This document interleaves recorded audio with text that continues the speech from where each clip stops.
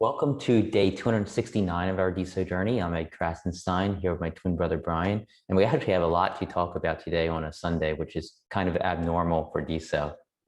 But remember, these videos are being sponsored by DeSo Santa. Yeah, DeSo Santa, like we said the other 2 days, you have to have your NFTs sent to the DeSo Santa account if you want to participate in this project. It's a Secret Santa project. You need them in by December 23rd. So far, there's been 34 accepted NFTs into the Secret Santa project. I think it's awesome. It's going to be a really cool. I know that there's been several like really nice, really awesome NFTs that I've seen in there. There's been Pixel Pirates, there's been Natterheads, there's been Rowdy Reptilians, there's been a Bleep, I think, Crypto Kitties, Crypto Punk, Badass Baboons. I saw like 4 Octoposses. So I mean, it's filled with some pretty awesome NFTs. So we're going to take part, probably send in an Octoposse or something like that. Everybody that wants to have some fun, do it. And then on the 24th, there's going to be random selection. Everybody's going to be assigned a random NFT as a gift. And on the 25th, they'll be transferred to you. And Mubs is doing an awesome job running this. I'm actually surprised we've seen this much demand. There's been 34 submitted so far. Yeah, it's been incredible. So today at 4 p.m. Eastern time, the Medizins by Meredith Marson will be launching phase 2 of their minting. And also they're going to be teasing the start of the gamification of the project. And of course, the Medizins, their NFTs are being minted on the Art Collective DeSo account at the Art Collective. And when you buy a Medizin, you become part of the Art Collective DAO, which gives you voting rights, and you become ownership of any art that this DAO ends up purchasing. So it's a really cool project. Definitely check it out. Stay tuned. Watch the Medizins account, watch the Art Collective account at 4 p.m. Eastern time today, because that's when the minting is going to begin for phase 2. Yeah, Meredith is awesome. She has a history of selling high-valued NFTs on Ethereum before she moved over to DeSo. So I think her stuff is going to hold its value. At least I would assume so, because of the value that her Ethereum NFTs have already seen. Well, and some of these Medizins are also being sold on other chains, which is a really cool idea, in my opinion. You know, you kind of merge the NFT world. Probably going to bring people into DeSo. It's going to get some DeSo people into Ethereum NFTs. I think it's just a great idea, and I love the idea of creating an Art Collective DAO, which, you know, I think DAOs are really the future of investing and the future of the internet. Yeah, and I want to just clarify that she's minting like a third on, I don't know what the percentages are, but a third on Solana, a third on Ethereum, a third on DeSo. She's not minting the same NFT on multiple blockchains. Yeah, exactly. Because that wouldn't be good.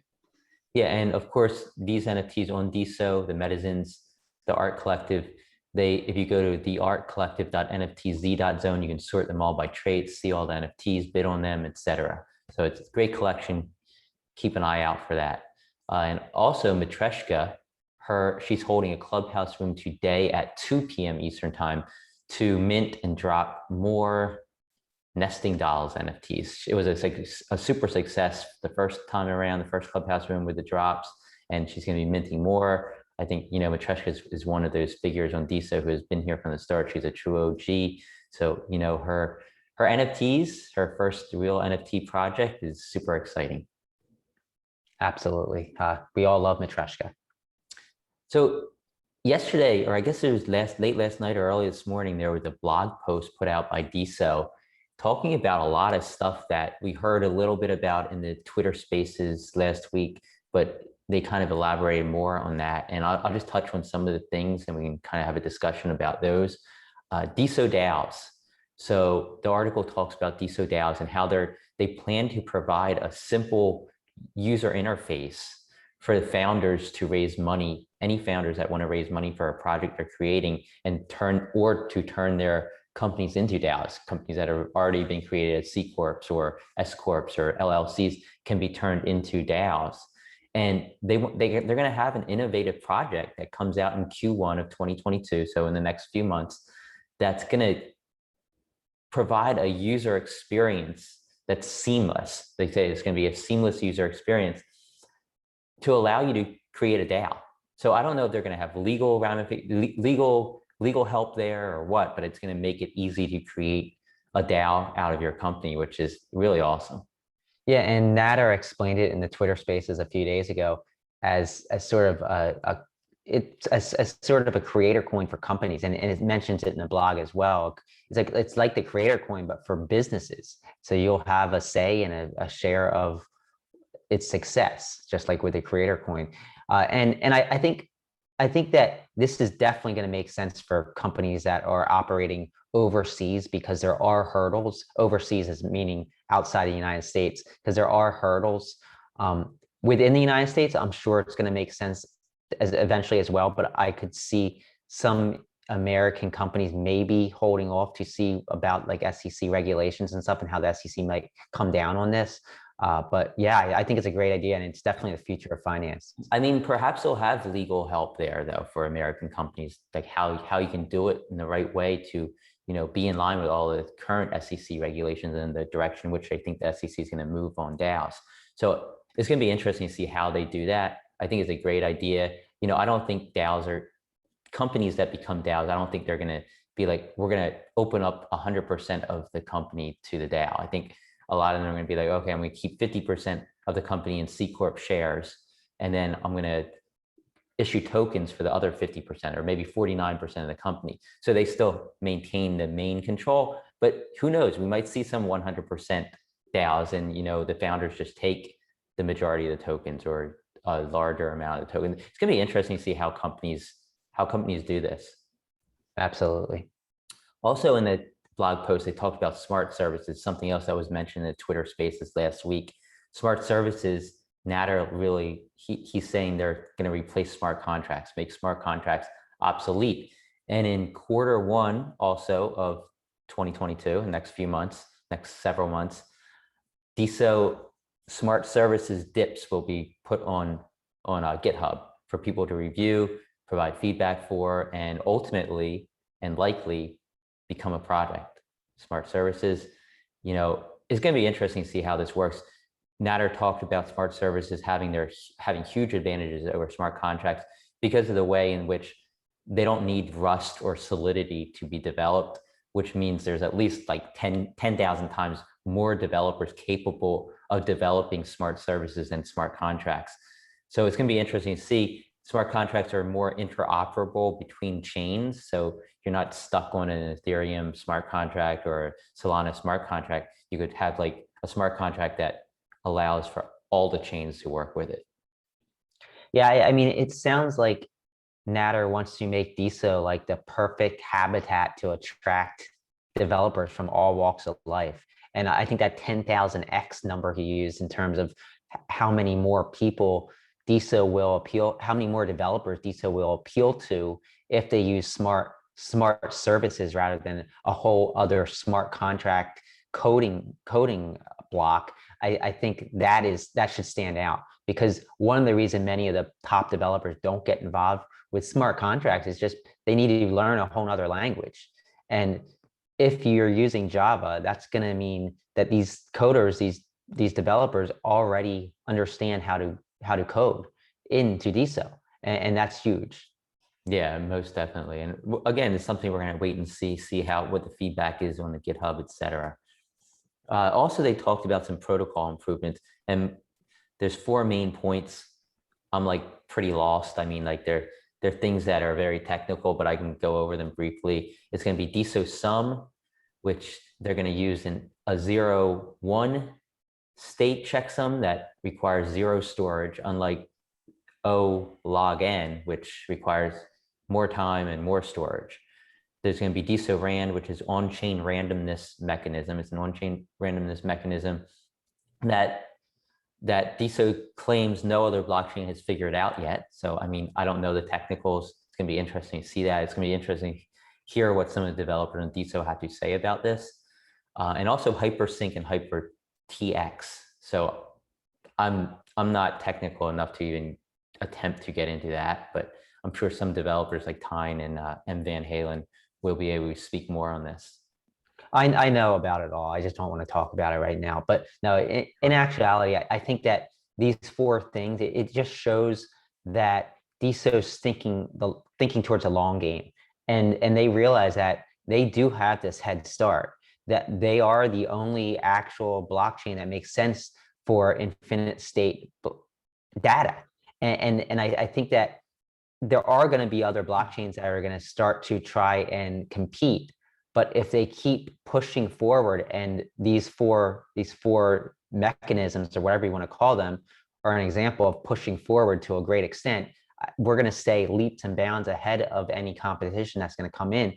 And when these traditional social media platforms decide, hey, we want to integrate with a blockchain, it's going to be a no-brainer, because there's not going to be nothing even close to DeSo is what they're trying to do, at least. Yeah, so the DeSo Octane Fund, the blog post went in a little more depth into that, and they say that they're giving half the funding to these developers that they're funding in DeSo. And there's going to be a downside cap to that. So for example, if the funding was given when the price was $100, it's probably going to be like, okay, if it goes below $100, we'll re-up you and we'll make you whole again, which is a really good idea. So some of these companies might make out more if DeSo goes up in value. Yeah, and something else like I thought about is, when they fund these projects, which I'm guessing half of it's going to be close to $4 million, $5 million or so, is the Octane Fund going to have to reach into their coffers, take out Bitcoin or USD, and buy DeSo to fund these companies when they ask for this DeSo? I think that could be a tremendous boost on demand if that's the case. I don't know for a fact if the Octane Fund is holding a substantial amount of DeSo. I don't think they're holding $4 or $5 million in DeSo based on what the foundation was holding, but it's possible, I guess they are. But if they aren't, then that's going to be a boost on demand for sure, as these companies start pulling this DeSo. Well, we also don't know if maybe they have been buying. Maybe, when the price drops, they buy. So we don't know. We don't have those details, but it's definitely a possibility, like you say. Right. It could act as a stabilizer for sure. Yeah, definitely. So the article also mentioned Liam Hurst, who has been hired to work for DeSo, and he's had a lot of experience online, and he's a former professional hockey player. He seems like a really cool guy. I don't know exactly what his role is in the company, but he's another one of the hirees, along with Megan Vita. Yeah, Megan Vita, Alex Villaitis, Fast Freddy. I mean, it's awesome to see that they're hiring all these smart people.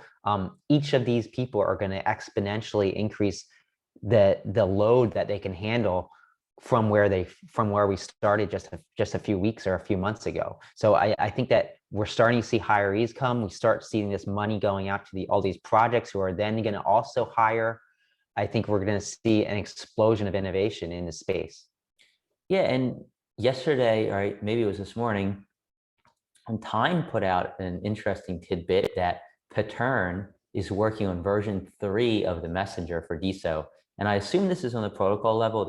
Time didn't really get into details, but there's been a lot of talk about the Messenger on DeSo and how it's just not a good app for messaging.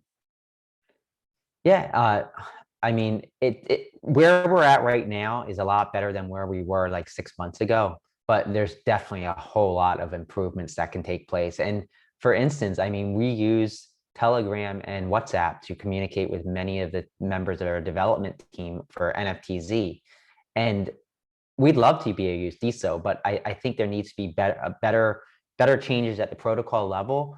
And maybe then we'll see an actual standalone app that works as a messenger like Telegram that's built on DeSo. And I think that could be huge. You're going to actually diamond people within the app, perhaps. So I think changes are important. I don't know if these changes are going to give us the capability to have an app like that created anytime soon, but I think we're moving in that direction for sure. Yeah, and yesterday on Twitter Spaces, Balaji, he has a DeSo account. He was in a 5,000 person Twitter space room all about Web3. And he mentioned DeSo a lot, like probably about 9 or 10 times. Yeah, DeSo was mentioned a lot in that spaces. I think that he hasn't been very active on DeSo, but he has this huge following off of DeSo within the crypto space. And the fact that he could draw all those people to talk about Web3, and then DeSo was brought up I mean, I was listening and I heard it probably 9 times. Maybe I missed a couple. Others were talking about DeSo as well, not just Balaji. It was important because it's spreading the word. And I think we're going to have this organic spread of DeSo throughout the crypto space as well as the social media space over the course of the next year. And that should only have you excited if you're a member. I didn't get to listen. Was it mostly positive to talk about DeSo? It was almost all positive. That's awesome. That's great to hear. All right. Well, I think that's all we have today, and we will get back to you on Tuesday, tomorrow.